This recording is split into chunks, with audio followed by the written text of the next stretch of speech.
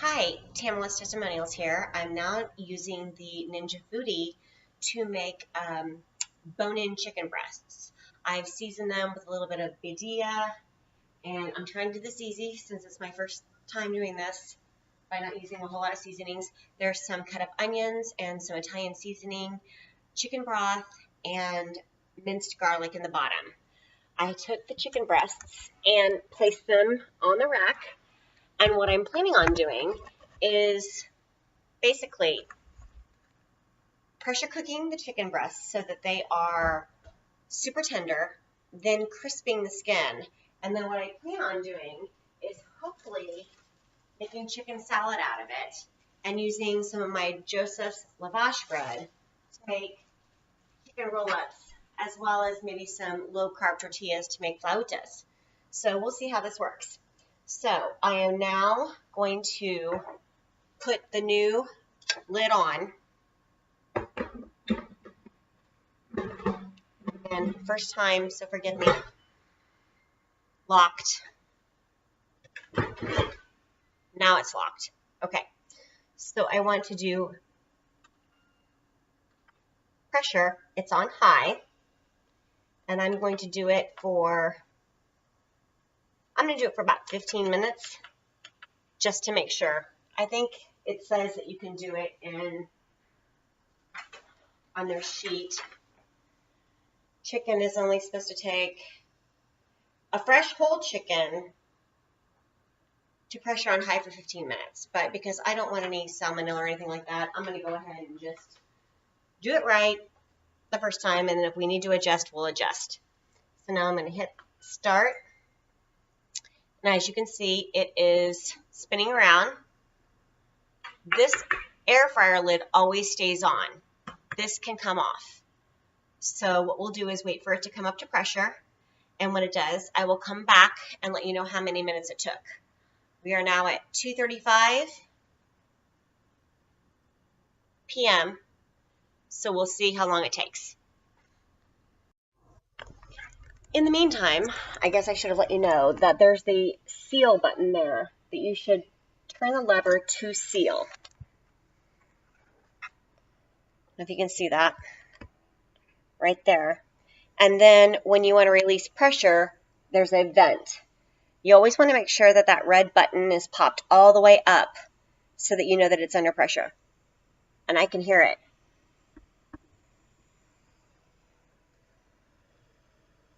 I don't know if you can, but it is coming up to pressure. So that's pretty quick.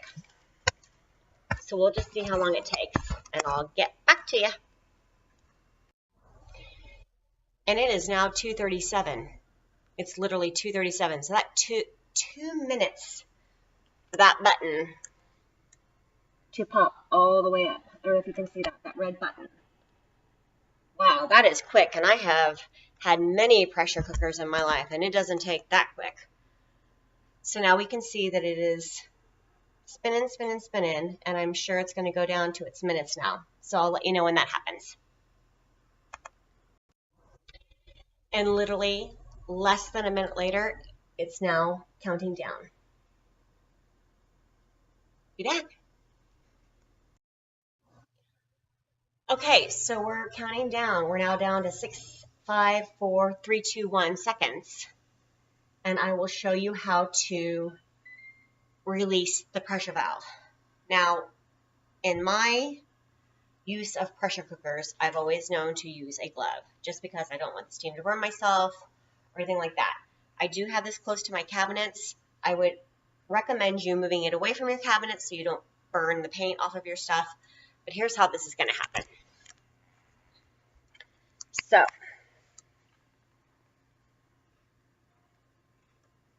you move this pressure valve right here, and you're going to see the steam pop up.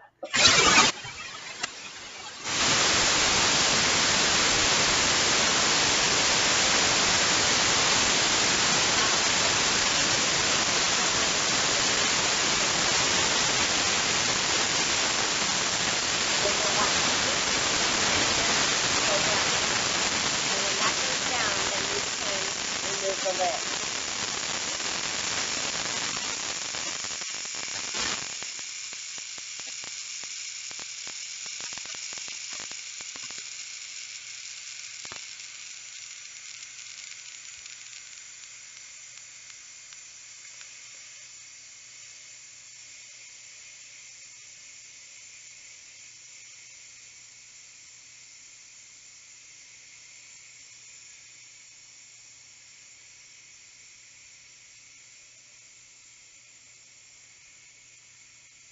slowing down.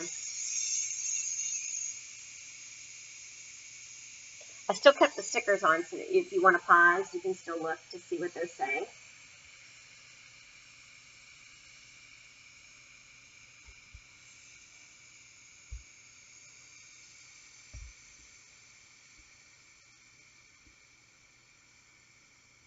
Gosh, this is so much quicker than my other pressure cookers. I can already tell it usually takes a long time. And there, they just popped down. Okay, so now it's safe to remove the lid, which I'm going to do it safely.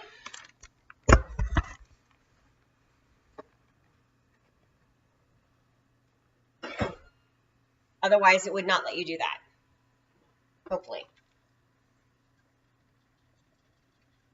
There's a lot of liquid in there. Okay, so now we have the chicken that is pressure cooked. And hopefully all of that goodness that was down at the bottom has been pressure cooked through it. Now I'm going to go ahead and try to crisp the top of it because I like me some crispy skin. So I'm going to take this lid, put it down,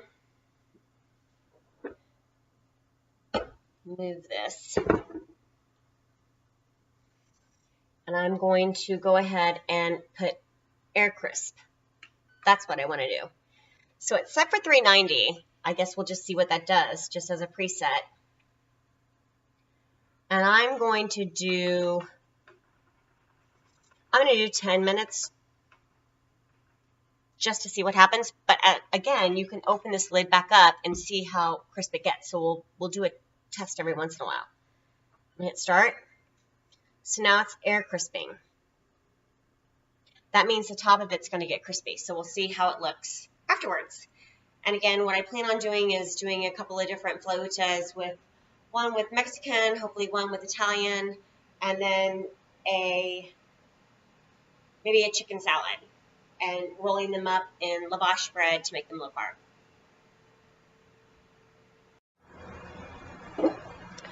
Okay, so now we're down to the last 5 seconds.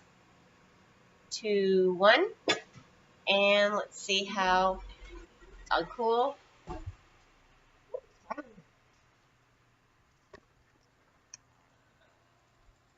So that is crisp. You can even hear it.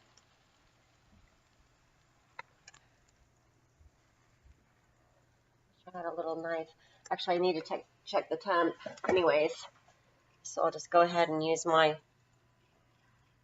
hope you can hear that. That's pretty crisp. But let's go ahead and check the temp of the chicken anyways, in the thickest part.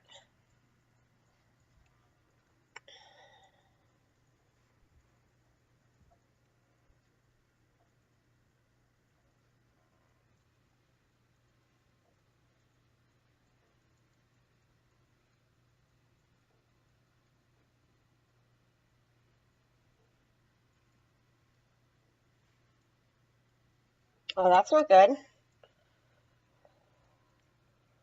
Because it shows that it is not done. So I am going to go ahead now, I think, and put it on bake, because your chicken should be a lot higher than that, unless my thermometer is off, which we'll have to see.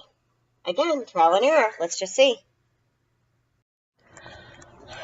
Okay, because I want to be safe, I went ahead and put it on bake roast. And I've got it in there for 9 minutes. But again, this was from frozen, so I wanted to see if their times were different than mine. So we'll have to see now what this temp gets to. Good thing I checked.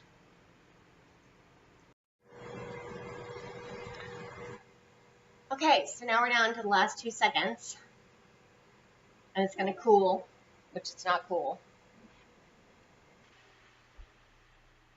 And do a thermometer test, because before it was not done.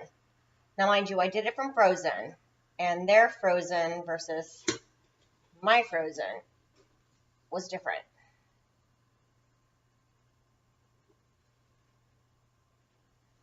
And now it's showing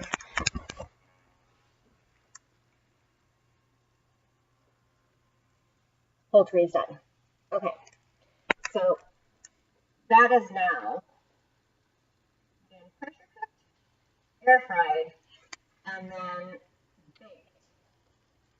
So adjusting times on that is going to be different, obviously. I guess not start from frozen would be the optimal thing. So what I'm going to do now is shred the chicken and then put it into different kinds of wraps with Joseph's Lavosh bread. I had several different ideas. Oh my gosh, that juice down there is going to make an amazing soup. But we'll see what we come up with. I've got cheese over here. I've got mozzarella. I've got cheddar. I've got taco sauce. I've got spaghetti sauce. And I really wanted to do a pesto, but I didn't have any in the fridge. So cream cheese will be involved. And what I'll do is I'm going to try to do roll-ups and then put those in the air fryer and then see how those turn out for just little low-carb snacks. So we'll see how that goes.